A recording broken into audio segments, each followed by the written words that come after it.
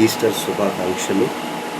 మరి యేసుక్రీస్తు ప్రభువైన యేసుక్రీస్తు మన కొరకు సమాధి నుండి తిరిగి లేచిన రోజు కాబట్టి యేసుక్రీస్తు చేసిన సేవ మామూలుది కదండి.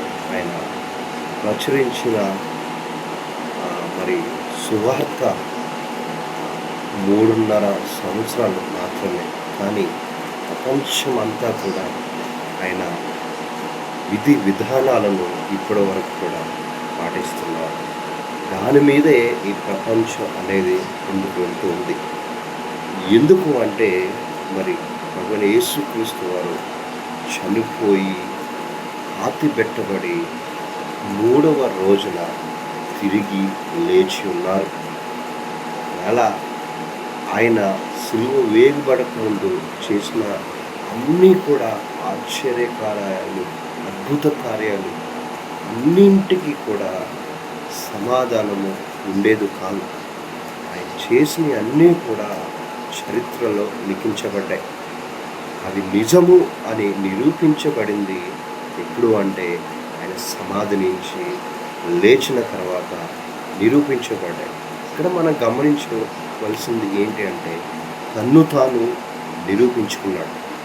మనం మనుషులుగా మనల్ని మనం నిరూపించుకోవడం కష్టం. ఏ రోజు ఏం జరుగుతుందో మనకు తెలియదు, కానీ ప్రభువైన యేసుక్రీస్తు వారికి తెలుసు. ఎందుకంటే ఆయన ప్రపంచాన్ని సృష్టించిన వ్యక్తి కనుక.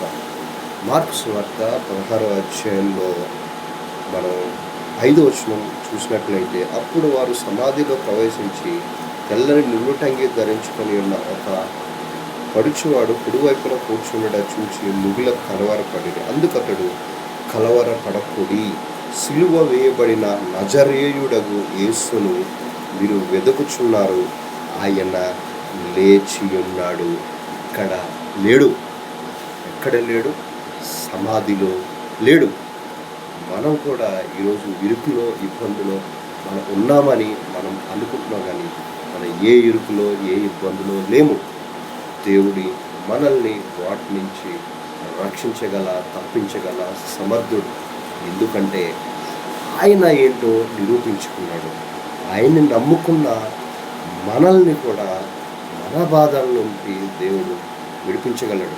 మనం నమ్మవలసింది, క్రీస్తు నా కొరకు జన్మించాడు, నా కొరకు స్వస్థత ఇచ్చాడు, నా కొరకు సువార్తను అందించాడు, నా కొరకు చనిపోయాడు. కానీ తిరిగి 3వ రోజున నా కొరకు లేచి నా జీవితానికి ప్రకాశవంతమైన వెలుగుని ఇచ్చాడు. ఇది కదా క్రైస్తవులుగా మనం దేవుని పట్ల ఉండవలసిన బాధ్యత. ఆమేన్. అందరూ కూడా మరి ఒకసారి మీకు క్రిస్మస్, ఈస్టర్ శుభాకాంక్షలు తెలియజేసుకుంటూ దేవుడు మిమ్మల్ని బహుగా దీవించి ఆశీర్వదించి విజయాన్ని మీ జీవితంలో మరి యొక్క ఈస్టర్ మరి వచ్చే సంవత్సరాల కల్లా మరి మన పట్ల కూడా మన జీవితంలో విజయాన్ని ఇవ్వాలి. దేవుడు మరి విజయాన్ని పొందుకున్నాడు. ఎక్కడి నుంచి? ఆయన సమాధి చేయబడిన తర్వాత ఆయన ఏంటో నిరూపించుకున్నాడు.